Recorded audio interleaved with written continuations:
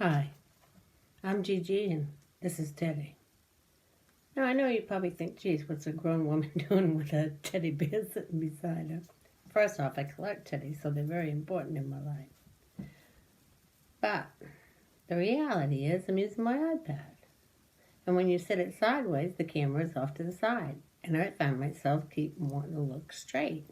So if I talk to Teddy, then it's more like I'm looking at him talking to you. So Teddy has a very important job in the video. Right, Teddy?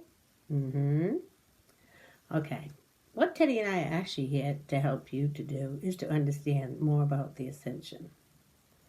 I see a lot of sites and a lot of people reaching out for help. And a lot of people trying to help. But sometimes I think people try to help others without realizing you can't make a cake and by directions, by a recipe, until you learn to read. And you can't read the recipe until you know what the meaning of all the words are. There is something that I still don't know. And thank goodness I've got a granddaughter going to chef school, so pretty soon I'll have all the answers to that.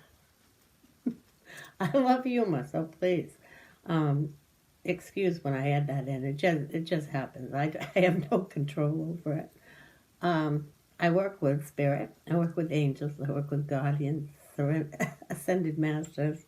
They've all gotten used to this break-in of, and some of them come in themselves with the humor. So don't let that kid you. It's not always me. The ascension process is amazing. Absolutely amazing.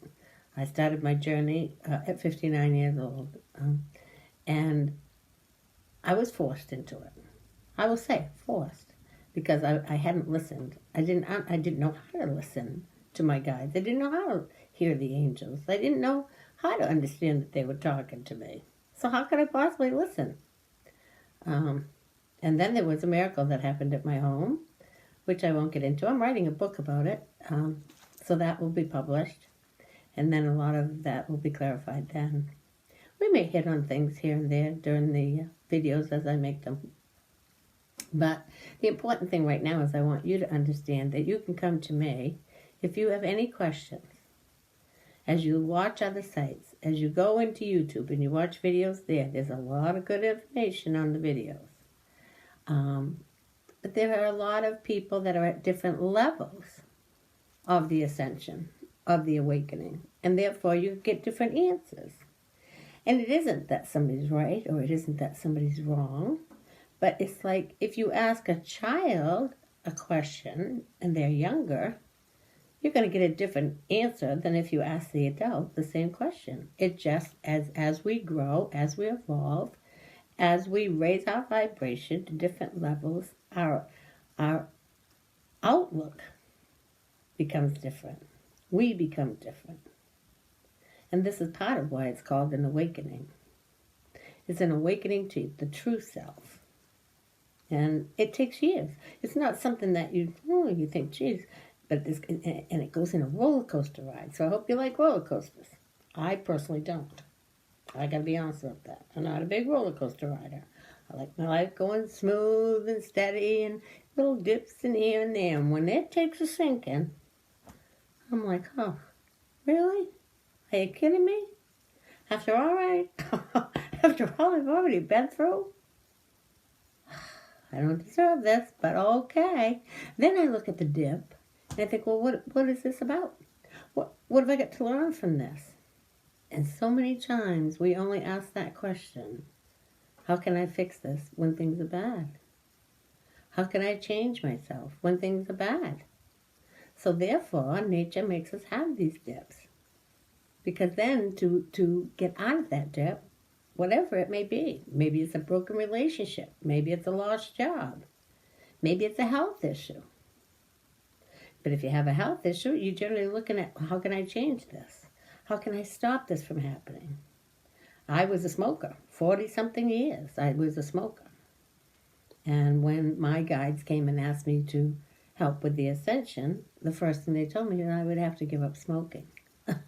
Oh, gosh. I thought that was that was like asking me to go be president. course, I'd make a great president, but that's beside the point. But it was the same. It was like climbing a mountain all at once to give up cigarettes. I lived alone. I worked my job. I raised my kid. Smoking was like a friend, so I thought. But anyway, this was something that I wanted so badly. And when my book comes out and you read that, or I do a video on the book itself, I may do that, then you'll understand what I'm talking about.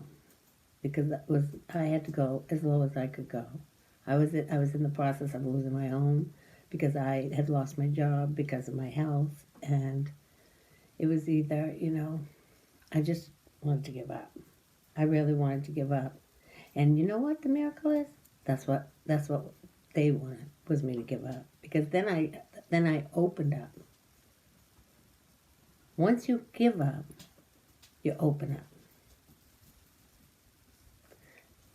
Now, I used to say to them, are you speaking English? Is this something that I just don't understand anymore? Once you give up, you open up. So you've wanted me to fall apart now for 6 years and I wasn't listening. So I had to get sicker and sicker and sicker and lose my job. And I can't tell you how many times that little voice said, you've got to find a different job, or you've got to quit, or you've got to go on. I had people say, you've got to go out with Social Security disability. I was on oxygen 24/7. Couldn't breathe, couldn't walk, I had COPD. And I was in that thought pattern of, people have no idea what you're talking about. Quit my job. You have absolutely no idea. Because quitting my job, I was alone. So who was going to support me while I found another job? Who was going to take care of me? Right, Teddy? See, even Teddy's agreeing. Who was going to take care of me? What I didn't realize at that point was that there were angels all around. And they're all around you too.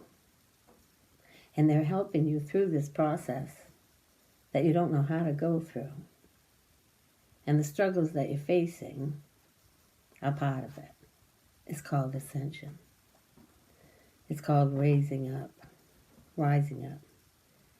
Your whole body's going through changes because you're changing into a different vibration, a higher vibration. And to be able to do that, we have to learn certain things. We have to learn how to work with our emotions, not stop them, but how to understand them. People say, stop being emotional. Hello? God created me this way. Well, yes, He did. But He gave you those emotions for a different purpose, one that's been hidden from you. And the emotion is so that you can actually understand others. Think about it. How many times have you heard that saying? Until you've been through it, you can't understand it. So therefore, when I look back at the path in my life, and it was difficult, it was not an easy path, but there was always somebody that I could see that had it so much harder than me. Even though I was alone, I was working 3 jobs, I was raising a child by myself. There's always people having it so much harder than me.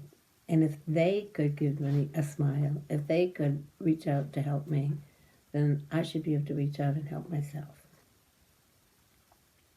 And that was part of it. Sometimes we're looking in the wrong direction for the strength that we need. We're looking at strength being power. We're looking at strength being money. We're looking at strength being material things that we own. There is no stronger than the person that lives on the street with no home that will reach out and help you when nobody else is there. I ran into that on a recent spiritual journey that I was on. And I was parked at a beach in Texas that you can pull your car right up on the beach. And my car, actually, the battery died.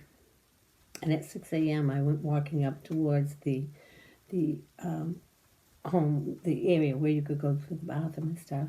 And I stopped to ask the gentleman that had his beautiful van all started up and was getting in, and I asked him if he could take a minute and just jump my car. And he stood there and he just looked at me like I was from outer space. Well, maybe I looked like I was from outer space. I did have a hoodie on, and all these wrinkles. He goes, well, I was actually just leaving. And I said, then go ahead. Thank you anyway. And I kept walking, and I ran into a gentleman that I had met way down the other end of the beach, and he happened to be sitting in his car right by the restroom. Now, this is a homeless man that lives in his vehicle for a long time. And yet, he said, go ahead, I'll wait for you. And while I was in the bathroom, cleaned the space out in his car for me to sit down and give me a ride back to my car and jump my car, and was just as precious as could be. Those are angels. Those are real angels. Now, there's a lady that calls them, what she calls them is unemployed angels. Now, personally, when I first heard that comment, I wasn't real fond of the name unemployed angels, because she said they're always around you. I mean, they'll help you with the simplest thing, but you have to ask. Even so much as doing up my own necklace, which is hard for me sometimes because I can't see them in the back. And I'll try, and then finally I'll say, hey, is there a Jack and Jill angel around to help? And poof, just like that, it opens up and just clip, and it's all on. I'm like, wow, thanks. Those are angels. They're around you. They're with you everywhere.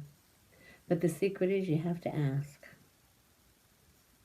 They're not allowed to step in and give you a hand until you ask.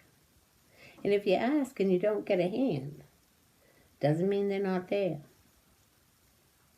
But it just might mean that that's the wrong choice you're making that you've asked about. And if that's the case, if it's been a few days and you haven't seen a sign or got an answer, ask again. What is it I'm missing? They talk in all kinds of ways, and we'll go over that. Now, if you have any questions about today's video, I'd appreciate it if you'd put some information down below. I'm here to help anyone that has a question. And if you're one of those people that want to come on and make a negative comment, I'll help you too. But you have to ask. You can leave your negative comment if that's what makes you happy for today, because that's what it's about, is being happy.